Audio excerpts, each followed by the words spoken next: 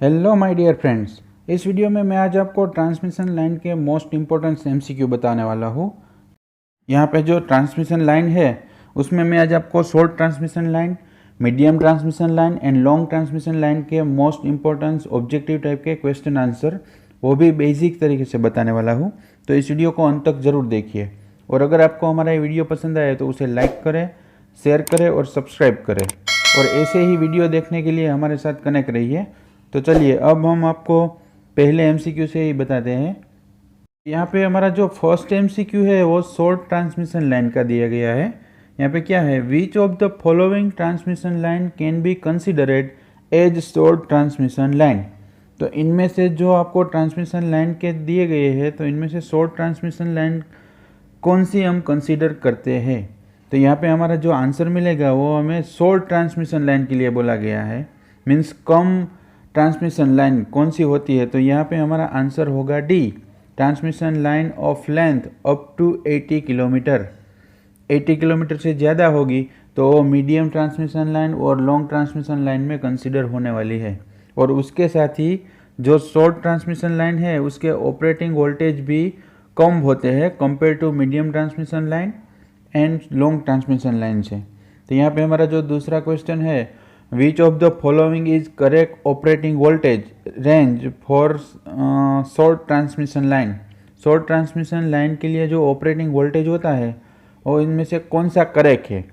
तो यहाँ पे हमारा आंसर मिलेगा हमें सी, लेस देन 20 किलो वोल्ट। तो यहाँ पे मैंने पहले ही बताया कि जो ऑपरेटिंग वोल्टेज होता है वो भी कम होते हैं compare to medium and long transmission line से।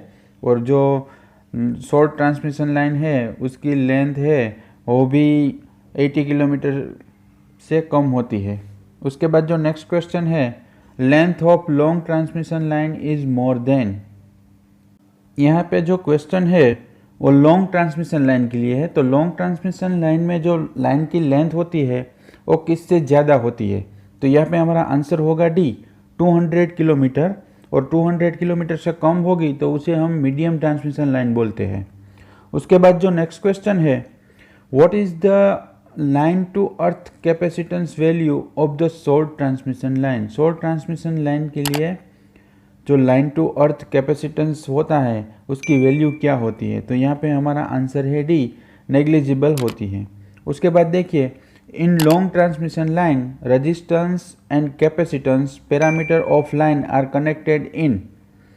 जब लॉन्ग ट्रांसमिशन लाइन में रेजिस्टेंस एंड कैपेसिटेंस जो दो पैरामीटर कनेक्ट होते हैं वो किस तरह से कनेक्ट होते हैं। तो यहाँ पे हमारा आंसर मिलेगा हमें डी, जो रेजिस्टेंस होगा वो शंट में मीन्स सीरीज में कनेक्ट किया गया होगा और कैपेसिटेंस होगा वो पैरेलल में कनेक्ट होगा। उसके बाद जो नेक्स्ट क्वेश्चन देखें तो range of surge impedance for an underground cable. Underground cable के लिए सर्ज इम्पीडेंस की वैल्यू क्या है, क्या रेंज होगी। तो यहाँ पे हमारा आंसर होगा बी, 40 ओम से 60 ओम तक सर्ज इम्पीडेंस होगा, इम्पीडेंस जिसे जेड हम बोलते हैं। उसके बाद जो नेक्स्ट क्वेश्चन है, the voltage rating of long transmission line is. Long transmission line के लिए जो वोल्टेज रेटिंग होता है वो कितना होता है। तो यहाँ पे हमारा आंसर होगा सी, एबोव 100 किलो वोल्ट। मैंने बोला था ना, लेस 200 किलो वोल्ट से ज़्यादा होती है, किलोमीटर से ज़्यादा होती है लाइन जो लॉन्ग ट्रांसमिशन लाइन के लिए होती है वो, तो 100 किलो वोल्ट से ज़्यादा होता है।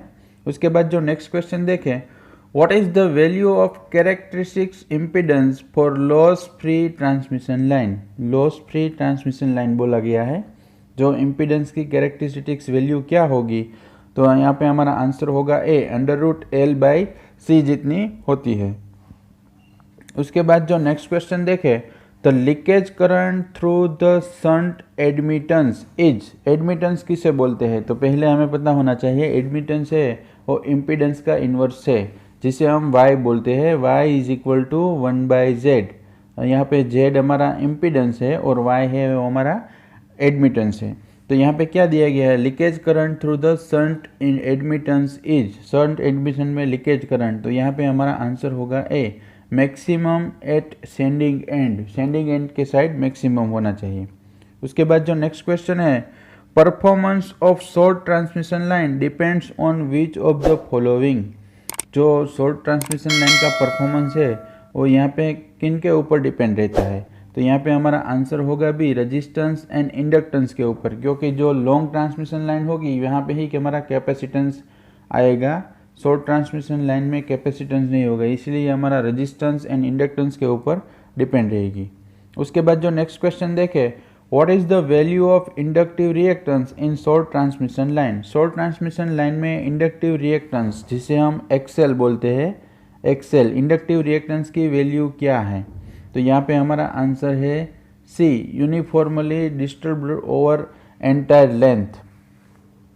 इसके बाद जो नेक्स्ट क्वेश्चन देखें, in medium transmission line capacitive current is, medium transmission line में कैपेसिटिव करंट क्या है? तो यहाँ पे हमारा आंसर होगा C, more than short transmission line, short transmission line से कम ज़्यादा होगा, शॉर्ट ट्रांसमिशन लाइन से हमारा करंट होगा वो ज़्यादा होगा, ये हमारा आंसर मिलेगा सी। उसके बाद जो नेक्स्ट क्वेश्चन देखें, इन actual the capacitance of line is, actual capacitance देखिए, तो यहाँ पे हमारा आंसर हमें क्या मिलेगा? यहाँ आंसर हमारा सी मिलता है, uniformly disturb over entire length. उसके बाद जो नेक्स्ट क्वेश्चन देखें, charging current in medium transmission line is, medium transmission line में चार्जिंग करंट की वैल्यू क्या है? तो यहाँ पे हमारा आंसर होगा A, maximum at receiving end, receiving end side में मैक्सिमम होता है। उसके बाद जो नेक्स्ट क्वेश्चन देखें, in a nominal pi method the resistance of line is assume to be, जो डिफरेंट टाइम्स की मेथड है उसमें से नॉमिनल पाई मेथड है, नॉमिनल टी है, तो यहाँ पे हमारा जो क्वेश्चन नंबर 15 है उसका आंसर हमें मिलेगा D, lumped eight middle of the line. उसके बाद जो नेक्स्ट क्वेश्चन देखें, performance analysis of short transmission line is done by, जो परफॉर्मेंस एनालिसिस होता है तो वो शॉर्ट ट्रांसमिशन लाइन में किस पर डिपेंड रहता है, किससे डन करते हैं? तो यहाँ पे हमारा आंसर होगा सी, ऑन पर फेज बेसिक, फेज के जो बेसिक है उनके ऊपर डिपेंड रहता है। उसके बाद जो नेक्स्ट क्वेश्चन देखें, series inductance and series resistance of short transmission line are taken as, series inductance, जहाँ पे सीरीज इंडक्टेंस है और सीरीज रेजिस्टेंस है वो भी शॉर्ट ट्रांसमिशन लाइन के लिए हम किससे टेकन करते हैं? तो यहाँ पे हमारा आंसर मिलेगा हमें सी, बोथ लम्प्ड होते हैं, यहाँ पे आंसर होगा सी। उसके बाद जो नेक्स्ट क्वेश्चन देखें, regulation of short transmission line depends on, तो शॉर्ट ट्रांसमिशन लाइन में हम रेगुलेशन करते हैं तो किसके ऊपर डिपेंड रहता है? तो यहाँ पे हमारा आंसर मिलेगा हमें D, on line inductance and line resistance. Short transmission line में ओनली रेजिस्टेंस एंड इंडक्टेंस ही है, कैपेसिटेंस नहीं है, दोस्तों याद रखना। उसके बाद जो नेक्स्ट क्वेश्चन देखें, what is the percentage voltage regulation of short transmission line if it's sending end and receiving end voltage are 160 kilowatt and 132 kilowatt respectively, percentage voltage regulation कितना होता है? तो यहाँ पे मैं आज आपको पूरा इक्वेशन के साथ बताऊंगा किस तरह से सोल्व करते हैं। तो देखिए, वोल्टेज रेगुलेशन किस तरह से सोल्व करते हैं, तो voltage, percentage voltage regulation is equal to क्या होता है, sending end voltage minus receiving end voltage divided by receiving end voltage. तो यहाँ पे हमारा सेंडिंग एंड वोल्टेज क्या है, 160 है, रिसीविंग एंड वोल्टेज 132 है, multiply by 100 divided by 132, receiving end side का वोल्टेज है ये। तो यहाँ पे हमारा आंसर मिलेगा हमें भी 21.21% वोल्टेज रेगुलेशन मिलता है। इस तरह से हम एग्जाम्पल को भी सोल्व कर सकते हैं। उसके बाद जो नेक्स्ट क्वेश्चन देखें, which of the following transmission line can be considered as medium transmission line, इनमें से कौन सी लाइन है जिसे हम मीडियम ट्रांसमिशन लाइन में कंसिडर करते हैं? तो हमने पहले ही बताया था, शॉर्ट ट्रांसमिशन लाइन के लिए क्या है, 80 किलोमीटर की रेंज है, और लॉन्ग ट्रांसमिशन के लिए 200 किलोमीटर से ज़्यादा है। तो यहाँ पे हमारा जो हमें आंसर मिलेगा वो 200 और 80 के बीच में मिलना चाहिए। तो यहाँ पे हमारा आंसर है C, transmission line of length up to 200 kilometre, 200 kilometre जो लाइन होगी हो। उसके बाद जो नेक्स्ट क्वेश्चन है, a single phase transmission line is transmitting 1100 kilowatt power at 11 kV and at unity power factor if it has a total resistance of 5 ohm, what is the efficiency of transmission line? Transmission line की efficiency क्या मिलेगी? तो efficiency का equation क्या है? Output power divided by input power. तो इस तरह से हम एफिशिएंसी फाइंड करेंगे। वो किस तरह से? Efficiency is equal to power delivered divided by power delivered plus line losses. तो लाइन करंट हमें पहले फाइंड करना पड़ेगा। I is equal to P by V ऊपर से। तो यहाँ पे जो इक्वेशन से हम फाइंड करेंगे तो हमें 100 एम्पियर करंट मिलता है। उसके बाद लाइन लॉसेस हम फाइंड कर सकते हैं। Line losses is equal to I square R. तो यहाँ पे लाइन लॉसेस हमें कितना मिलता है? 50 किलोवाट मिलता है। तो उस तरह से हम एफिशिएंसी फाइंड करेंगे तो हमारी एफिशिएंसी हमें 99.54%। तो यहाँ पे हमारा आंसर होगा डी, उतनी मिलेगी। अब एक बार आप फाइंड करके देख लीजिए। उसके बाद जो नेक्स्ट क्वेश्चन है, voltage regulation of A transmission line should be. Transmission line में जो वोल्टेज रेगुलेशन होता है वो मिनिमम होता है। यहाँ पे हमारा आंसर होगा ए। उसके बाद जो नेक्स्ट क्वेश्चन है, which of the following is like equivalent circuit of short transmission line. जो यहाँ पे शॉर्ट ट्रांसमिशन लाइन के लिए इक्विवेलेंट सर्किट किसकी है? तो यहाँ पे हमारा आंसर होगा सी, सीरीज आरएल सर्किट है, वो इक्विवेलेंट होगी शॉर्ट ट्रांसमिशन लाइन से। उसके बाद जो नेक्स्ट क्वेश्चन देखें, what is the value of the charging current flowing to earth in medium line. Medium line में जो चार्जिंग करंट होता है, फ्लो होता है, वो कितना होता है? तो यहाँ पे हमारा आंसर होगा बी, वो मीडियम लाइन में मीडियम ही होता है। उसके बाद जो नेक्स्ट क्वेश्चन देखें, what is the value of shunt capacitance of medium transmission line. Medium transmission line में शंट कैपेसिटेंस की वैल्यू क्या है? तो वो भी हमारी मीडियम ट्रांसमिशन लाइन के लिए मीडियम ही मिलेगी। उसके बाद जो नेक्स्ट क्वेश्चन है, इन medium transmission line capacitive current is. Medium transmission line में कैपेसिटिव करंट क्या होगा? तो वो शॉर्ट ट्रांसमिशन लाइन से ज़्यादा होगा, मोर देन शॉर्ट ट्रांसमिशन लाइन।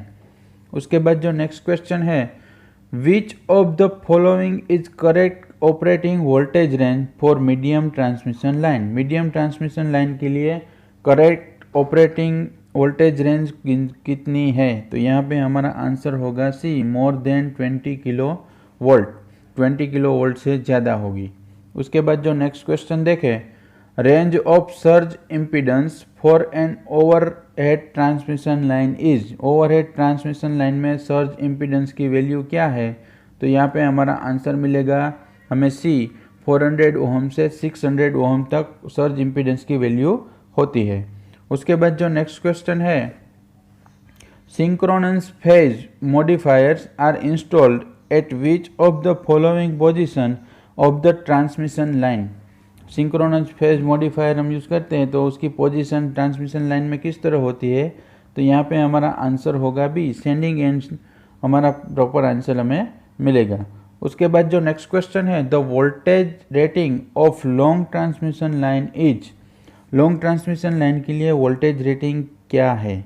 तो यहाँ पे हमारा आंसर मिलेगा हमें सी, एबो 11 किलो वोल्ट। 11 किलो वोल्ट से ज़्यादा होता है।